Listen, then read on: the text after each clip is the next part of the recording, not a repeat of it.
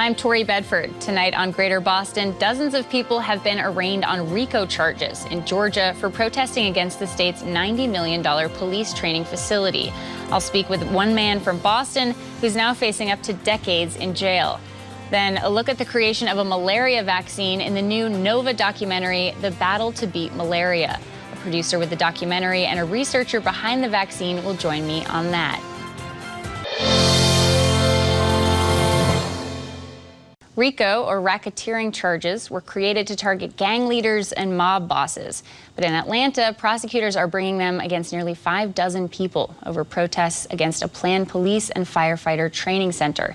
Some are also facing domestic terror charges for allegedly attacking officers, destroying property, and illegally camping in the woods near the site, which Atlanta's mayor argues would replace inadequate training facilities, sorely needed as the city struggles to hire and retain police officers. But protesters, who call it Cop City, say it would further militarize the department and seriously damage the environment around it. The conflict escalated back in January when police shot protester Manuel Esteban Paez Terán, known as Tortuguita, 57 times, killing them during a raid of Terán's camp. Police claim Terán fired first. Activists disagree. 4 of the protesters now facing racketeering charges live in Massachusetts. That includes Alex Papali, who is also facing terror charges. He joins me now with his attorney, Ben Evans. Thank you both so much for being here. So what is your involvement with this action in Atlanta? Because you've worked on climate activism for a long time in Boston. How did you get involved with this? Exactly. Thanks for having me, Tori. Well, there's a lot of connected organizing happening around the country. People hear about what's happening in other places. And I started to hear about this Cop City project in Atlanta about a year ago, last summer, from some friends in New York at conferences and so on, that there's something brewing there and I should go check it out. And then I started to hear about these arrests, large-scale arrests, and extremely serious charges, terrorism charges, for activity that I always thought was completely normal, you know, protected protest activity. And then there was a shooting that you mentioned. So things had started escalating. I heard about a week of action, a music festival, a tour of the forest, you know, an explanation of what's happening there. And I decided to go down for the weekend to check it out. And you know, there was another mass arrest, 23 people arrested. Actually, there was closer to 40 people detained, but they separated all the Georgia residents. They had us sitting in a parking lot. All the Georgia residents were allowed to leave, and everybody else was charged with domestic terrorism. So to me, it couldn't be more clear that this is an extremely political prosecution for, you know, for a very narrow political agenda. And this, just to take a step back, so were you there? You were saying you were there to go check it out, but obviously you became a part of this action to fight against it. It's a $90 million project to turn this 85-acre forest into a training facility where they would have, it is kind of a city, right? They would have, you know, places to practice urban warfare and lots of other things. This has been an issue since like 2021, and you were there to oppose it, right? Was that because of your environmental work? Well, yeah, they're threatening to cut down. They've already started actually clear cutting what is called one of the lungs of Atlanta. It's a large publicly owned forest, and to replace it with this militarized police training facility, basically going in the opposite direction of what, you know, so many people were demanding in 2020, and including in Atlanta, there was you know, mass uprisings about this. So, you know, there's a lot of stakeholders here who don't want to see this happen, and yeah, I'm opposed to the project personally, but you know, it shouldn't be something that's criminalized to this degree. And you know, RICO charges, racketeering, and terrorism, it's just outlandish. I wanted to, yeah, from your indictment, there's this quote that's a 109-page indictment that claims that you joined a group to take over the forest where Cop City was built. On or about March 5th, you joined an organized mob and succeeded in overwhelming the police force, thereby aiding and abetting in the offense of arson and domestic terrorism in an attempt to occupy the DeKalb forest and prevent the building of the Atlanta Public Safety Training Center. This is an overt act in furtherance of a conspiracy. So the protest, obviously, if you would say it's in response to this plan, which came out of the George Floyd protests, right? I mean, I've watched the videos from the Georgia police, the Atlanta police, saying that, you know, we have the public has this perception of police where, you know, relations between the police and the public are not good, and so they're like, we need more training, we need more police and more training. This is what we desperately need, and there is I guess what is being considered a conspiracy to impede that, but it's a protest, right? So it's a reaction to that reaction. Tori, if I could jump in, if you don't mind. I would say that the entire Cop City project is, in fact, a reaction or response to the massive uprising throughout the United States and indeed throughout the world. That movement in 2020, you know, the New York Times described it as like the largest kind of civil rights movement that the U.S. had seen at that point. And so what you had in Atlanta was the police claiming to be so-called demoralized.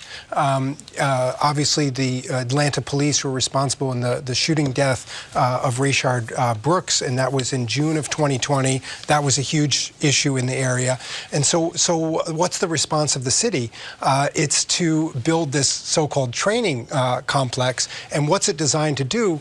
But precisely to create a police response to uprisings, to people expressing their opinions. I would say it responds really to democracy, because that's what, you know, people exercising their First Amendment rights, protesting, that's democracy. And so they don't want that, so they're creating this kind of urban warfare training facility precisely as a response to it. And it's also important to keep in mind, when they say they need more training, the police officer who actually shot and killed Rayshard Brooks in June of 2020, he'd had over 2,000 hours of training, including de-escalation tactics, cultural awareness, use of force training. So that particular police officer had plenty of training, and yet he still killed somebody in response to finding someone asleep at a Wendy's. So I think it's important to put it in that context. And this is not the first time where the United States has responded to an outpouring of democratic expression, criticism of the police, which I think is an important part of our democratic process. It's not the first time that in the United States we've had this type of response, a counterinsurgency response attacking democracy. You know, in the 1960s, obviously there was a very large uprising, the civil rights movement, etc. And at that time, the U.S. Army created these kind of fake cities where they could practice counterinsurgency, where they could practice putting down democracy and demonstrations. It's portrayed in the 2022 documentary Riotsville, USA, which I would recommend to your viewers as well. So you talked about, you covered a lot just then, but one of the main concerns is the militarization of police, and also this is an international issue, as you mentioned. I think a couple of the protesters, one was from France, one was from Canada. Like, people have come from all over. A lot of police departments, the majority of police departments across the United States work very closely with the IDF, with the Israeli Defense Forces, and that's become an issue since the attacks in Israel and the conflict from last month. That's kind of highlighted through this, you know, formation of Cop City and the Stop Cop City movement. I wanted to play this bite from former Atlanta Police Chief George Turner. He's talking in 2015 about Georgia's exchange program with Israel and how it kind of fed into this program and their work. I visited Israel in 2008 with the Georgia International Law Enforcement Exchange and was impressed with several practices I saw during my visit, so much so that I implemented several here in Atlanta. Our Video Integration Center in downtown Atlanta, with more than 5,000 public and private sector cameras, is modeled after the Command and Control Center I saw in the old city of Jerusalem. Our video center has served us very well in having eyes in many parts of our city.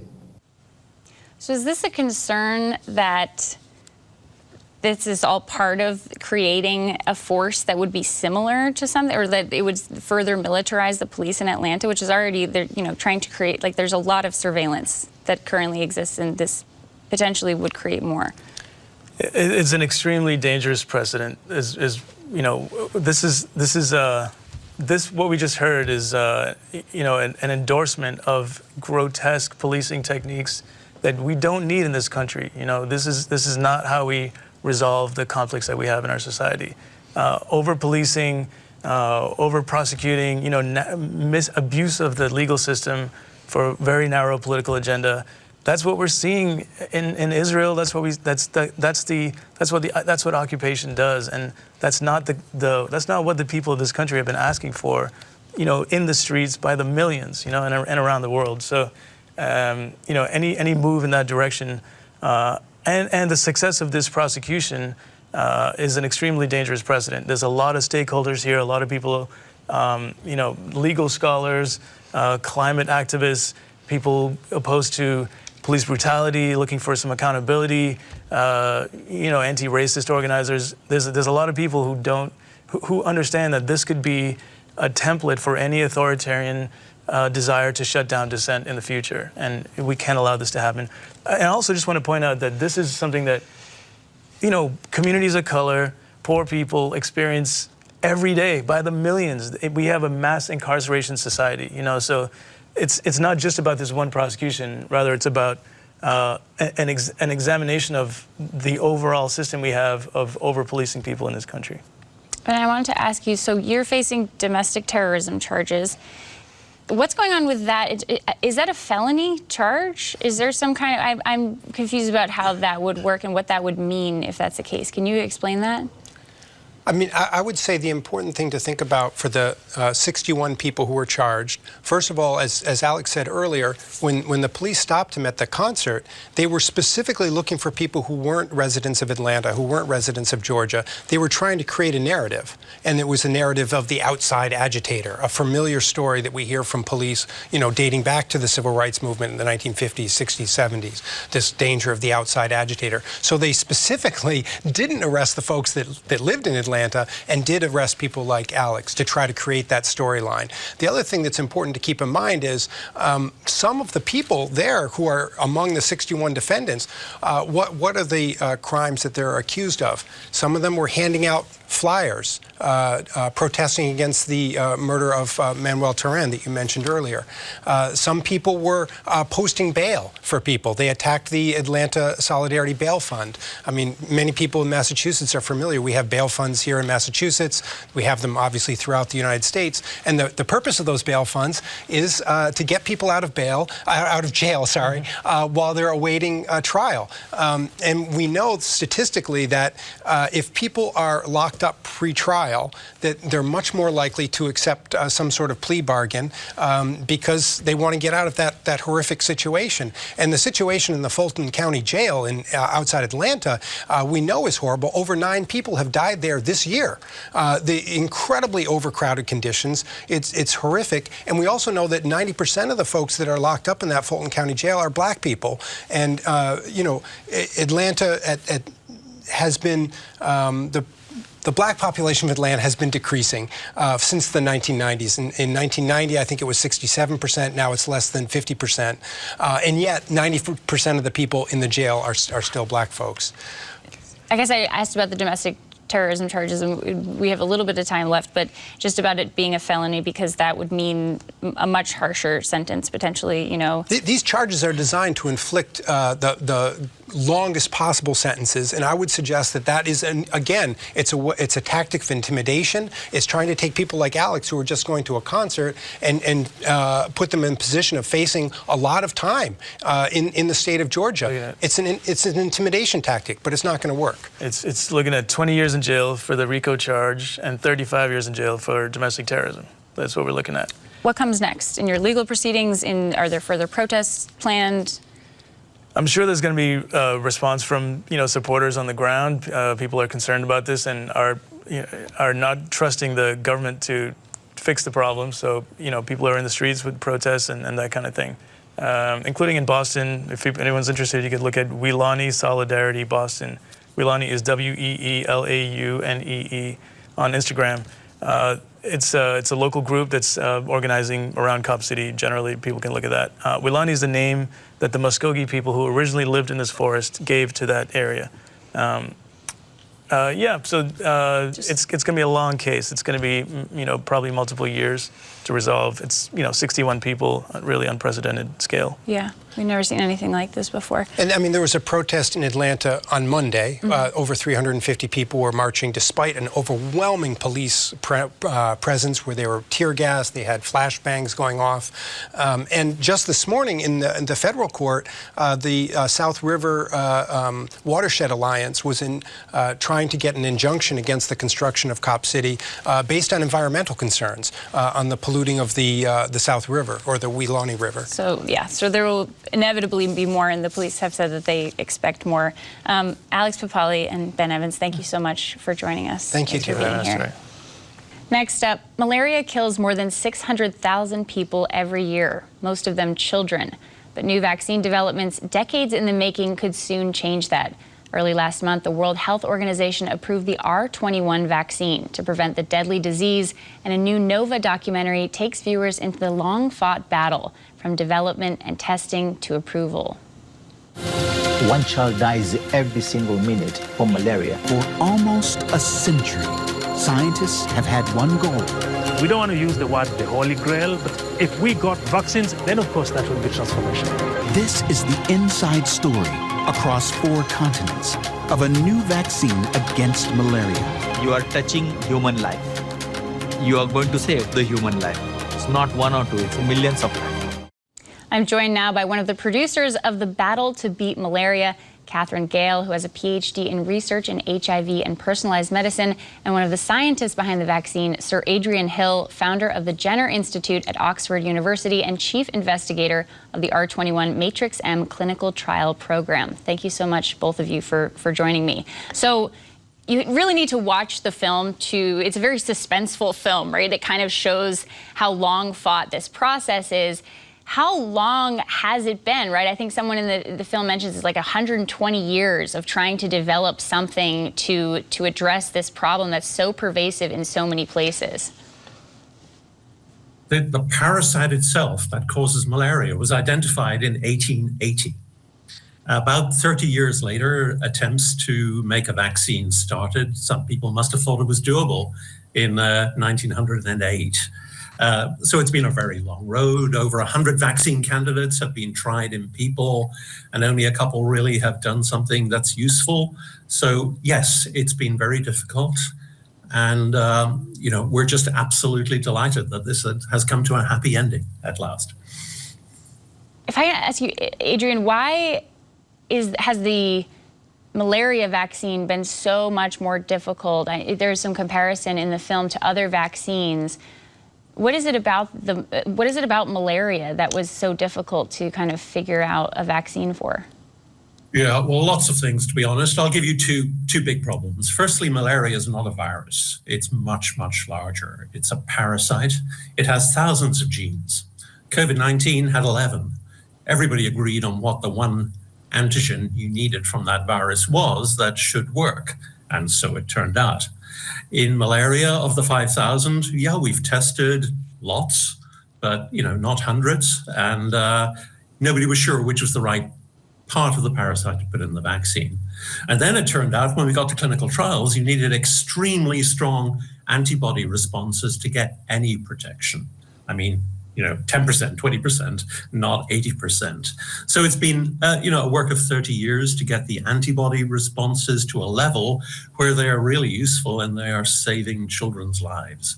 And this has been worthwhile. It's been a huge effort. And we've learned a lot for the vaccine, for the vaccine field as a whole, not just for malaria vaccine design. There's a moment in the film when you see a scientist becoming so emotional at the realization that the World Health Organization has approved this and that it is going to be able to actually be implemented.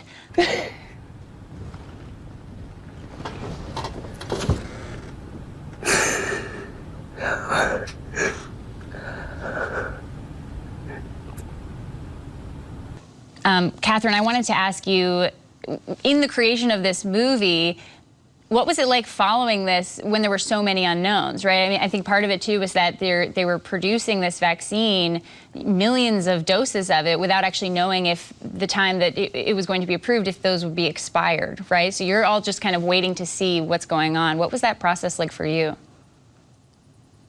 Yeah, it's unusual, when you make science documentaries, to actually get a story and get the opportunity to follow a story in real time. And this absolutely was that. I've been aware of the work with R21 for a long time.